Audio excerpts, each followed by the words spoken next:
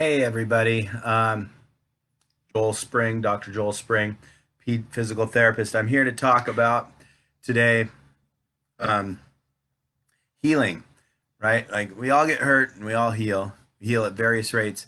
There's a few things that aren't discussed a lot about what can help us heal faster, better. I mean, not everyone will react the same way, but what we want to see is a whole body experience on healing. So you can do rehabilitation, you can see the chiropractor, you can see a physical therapist like myself. You can do many things, right? You can go to the drugstore and get Advil and Tylenol. Um, but there's these a couple of things I want to talk about that are going to help you heal that you don't have to go anywhere for. Okay, you can do it right at home. Okay, and that those two things are sleep, number one, and your nutrition, number two.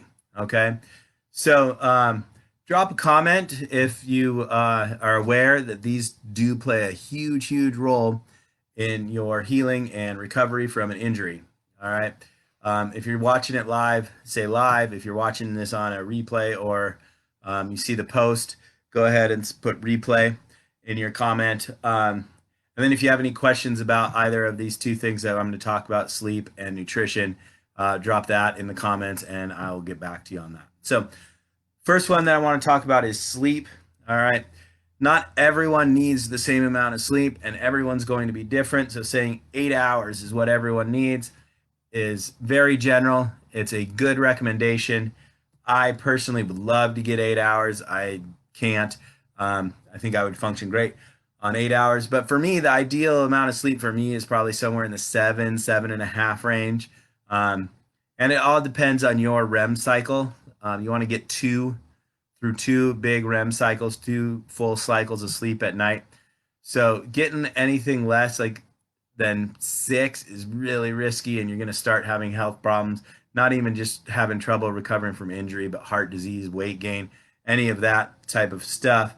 And if you know me at all, I just had a kid 4 months ago. I said kid number 2. Sleep is still pretty tough to come by in our house. And so we're feeling some of the effects of that, little more nagging aches and pains. So the best way to get sleep is to have a sleep schedule, right? You want to try and go to bed and wake up at the same time every day. That's really the main thing with the sleep schedule. So even on the weekends when you're out with your friends, I don't know, I'm not going out right now with the COVID stuff, things are closed. Um, but you want to try to go to bed at the same time and get up at the same time every day, even on the weekends. It's okay if you want to go to bed a little bit, shift it a little bit, maybe an hour or two every so often, but you really do want to focus on, let's say, for me, 7 hours, going to bed at 10, getting up at 5, right?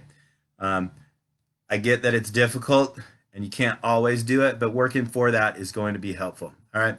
Comment if you do have a sleep schedule. Just type it in there what your sleep schedule is. Like for me, I would put 10 to 5, but it's usually like 11 to 4, but that's way less. I need to get more.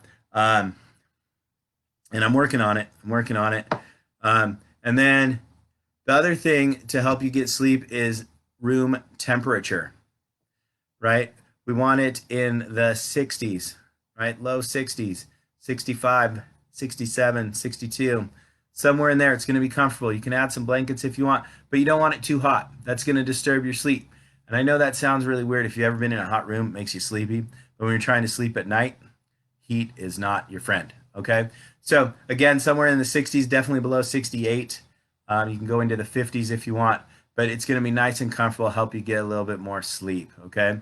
Another tip for getting good sleep. This is, again, we're going to help get our bodies heal, right? We got our sleep schedule, we got our temperature, and then we have our blue light, right? Computer screen time. We want to diminish that about an hour or two before our scheduled bedtime. Okay.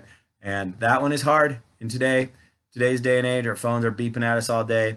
We want to watch TV. I get it. You got to watch the new Netflix show. And the last thing that you want to do is try not to eat anything an hour or so before bedtime. Digestion is an active process. You may not know that it is.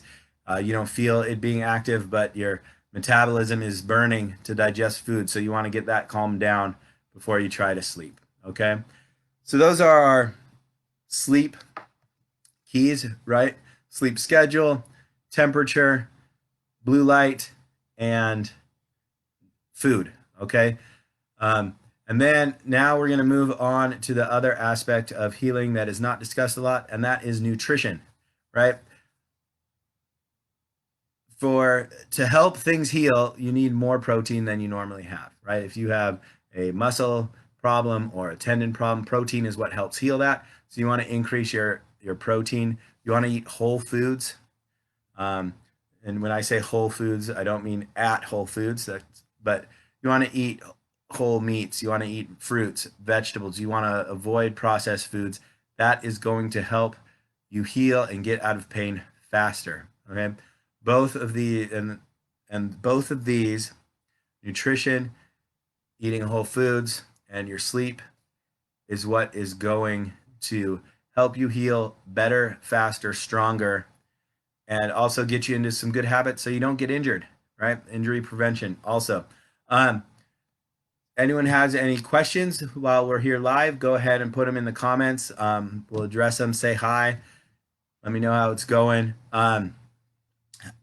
Now, the last thing, so if you have any questions about the nutrition and sleep and how that relates to your recovery from injury or injury prevention, go ahead and ask that. And then I do want to say it's Blue Friday here in the Seattle area. I'm wearing my Seahawks gear. Hopefully we beat those Jets. And if you're a Jets fan, I hope you don't get your first win, although you need a win. I hope it's not against us. And if you're not watching this live, you can still comment below and I'll get to it later. I'll get back to you, answer any of your questions. All right. Y'all take care. Have a good weekend. Happy Friday. Shabbat Shalom. Happy Hanukkah. All that fun stuff. And you guys have a good one. Take care.